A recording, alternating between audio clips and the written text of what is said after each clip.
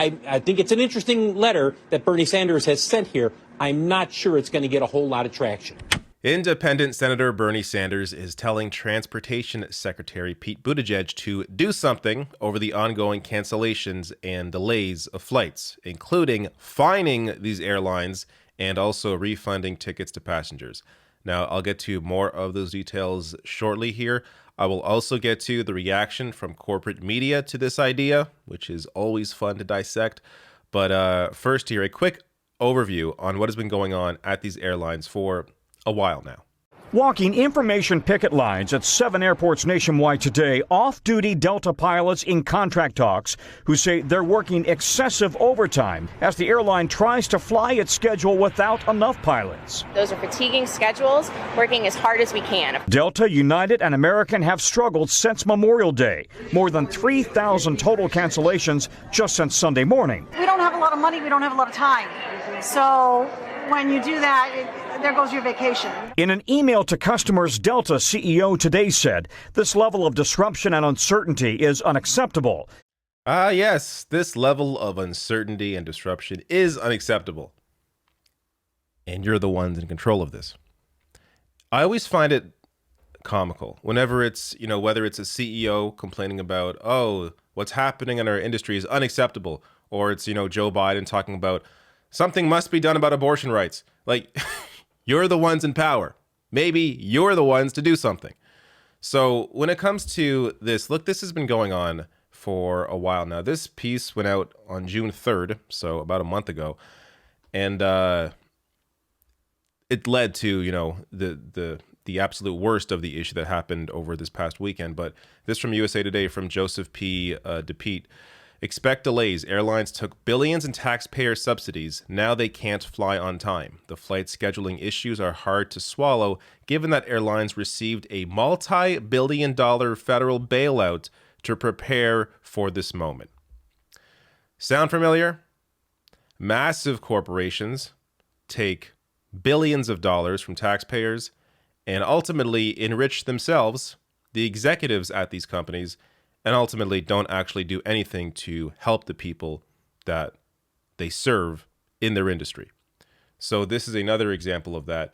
They took, lawmakers gave the industry more than $50 billion in pandemic relief money over the last year and a half, based on the carrier's promise that the cash would help them be ready for travelers' return to the skies. They were given this money for this very purpose, to ensure that they would be ready to serve the people when they are needed again. Well, the people need them, and delays and cancellations are even worse than they were prior to the pandemic. Where'd all that money go? Not to the people actually flying or buying the tickets, obviously. So Bernie Sanders has now called on Buttigieg to take action amid these flight delays and cancellations. I'll get to some of those details here, but in his letter, you can read it all here. I will link to it below the video under sources on YouTube, but he goes on to say here, I am writing today to urge you to take immediate action to substantially reduce the number of airline cancellations and delays in our country and to protect the rights of airline passengers throughout our nation. While the price of airline tickets have skyrocketed by 38% over the last year, let me say that again, 38% over the last year, airline delays have increased by 50%, and cancellations are up by 18% compared to where they were before the pandemic. So far this year, 1 out of every 5 flights in the U.S. were delayed, while airlines are canceling flights 4 times as often on high travel weekends than they did in 2019. Perhaps most shocking is recent allegations from the American Airlines Pilots Union that airlines are intentionally scheduling flights they can't staff due to a pilot shortage. And more on that here from NBC. American Airlines pilot calls on FAA to monitor airlines he says are scheduling more flights than they can staff. Meaning these airlines know they can make this money. They can sell these tickets, screw a lot of people out of getting their money back, knowing that these flights are not going to take off because they simply do not have the pilots to fly the planes for all of the flights they are booking. So part of the issue here, and I think one of the videos I get to discusses it briefly, is that airlines laid off a lot of people during the pandemic. A lot of people retired. or were essentially kind of forced into retirement. A lot of pilots were during the pandemic. And they didn't think to maybe, I don't know, restaff, train some more pilots in the meantime to get ready for post-pandemic. So you have a complete lack here of scheduling these flights properly based on the amount of people they actually have to staff these flights. Now, from that USA Today piece here, as a result of this federal aid package, along with the sacrifice of thousands of frontline aviation workers who answered their company's call to retire early, some U.S. airlines began this year with less net debt than before the pandemic. So they have cash. Many airlines are also flying at higher domestic capacity levels in 2022 than in 2019. That's right. Because of the billions in taxpayer subsidies, there are U.S. airlines that are in a better financial position now than before COVID-19. Airline executives are now attempting to distract the public by blaming their failures on others. The truth is they have no one to blame but themselves. While a few have admitted that their failure to plan has resulted in employee training backlogs and operational meltdowns, others are trying to use this crisis of their own making to weaken safety regulations that ensure pilots are properly qualified and trained. So this is what is going on here. They knew what was going to come down. They knew what was happening. They still didn't schedule properly, took all this money from taxpayers, and are further screwing people by canceling these flights, delaying these flights, and taking their money in the process. And all Bernie Sanders is saying is, hey, maybe try and discourage this. You, as the Transportation Secretary, Pete Buttigieg, that has oversight over this industry, maybe try and do something about this. So he goes on with 3 examples here in his letter, in Bernie's letter to Pete Buttigieg, saying, require airlines to properly refund passengers for flights that have been delayed over an hour. Impose fines on airlines for flights that are delayed more than 2 hours. And he used an example from 2009 where these fines were imposed. So at the time, the Obama administration fined airlines up to $27,500 per passenger for allowing domestic flights to sit on the tarmac for more than 3 hours and international flights to remain on the tarmac for more than 4 hours without providing passengers an opportunity to deplane. 10 months after this rule was enacted, tarmac delays went down by nearly 98%, showing here a clear example of where these exact sorts of fines worked to limit the amount of delays that were going on. So Bernie is simply saying nothing he's saying here is outrageous. He's just saying, look to the Obama administration, an incredibly moderate, very conservative in terms of Democratic Party, very conservative administration. Look at what they did to try and reduce these delays. Maybe do that. Maybe do something that is just the bare minimum here in terms of trying to control the greed of these airlines. And his number 3 here, impose fines on airlines for scheduling flights that are unable to properly staff. Airlines must be fined $55,000 per passenger if they cancel flights that they know cannot be fully staffed. We cannot allow airlines to increase revenue by encouraging Americans to book flights that corporate executives understand will never take off because of staffing shortages. So, some basic finding here. Refunding passengers. This is stuff that, of course, Pete Buttigieg should be pushing to do. They have a response here that says, a Department of Transportation spokesperson told Motherboard, quote, we share the expectation that when Americans buy an airline ticket, they will get where they need to go safely, affordably, and reliably. We will continue to work with airlines to meet that expectation, but also not hesitate in using enforcement actions to hold them accountable. So just very general statement here. So maybe they will. Maybe they will actually use enforcement actions like the ones Bernie is laying out here. But, based on this administration's attachment to corporations, to their view of the world, I highly doubt that anything in terms of the level of fines that Bernie's suggesting here or the refunds, I doubt that we're going to see that. Now let's get to a couple of reactions from the press. First, from CNBC. So you're going to notice a theme here where while they may in a roundabout way admit that this is actually worked before, for some reason this is not something that Pete Buttigieg should think about doing. Bottom line is this, Melissa.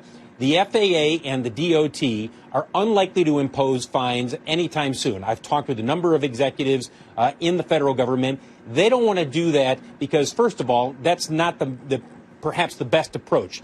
They did that a number of years ago with tarmac delays, and that did assist in cutting down on tarmac delays. But the other issue that you have to keep in mind, Melissa, there's an air traffic controller shortage. I think it's an interesting letter that Bernie Sanders has sent here. I'm not sure it's going to get a whole lot of traction. I just want to say what everybody else is thinking. With everything going on in the world, this is what Bernie Sanders is spending his time on? Come on, there's nothing there. Okay.